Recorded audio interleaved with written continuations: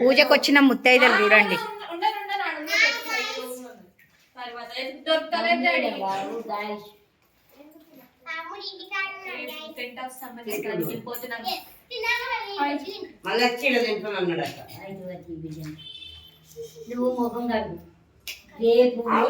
ఇంకా అంటే పెద్ద మనుషులు వచ్చిండ్రు, ఇంకా ఇంకా పెద్ద మనుషులు రాలేదు.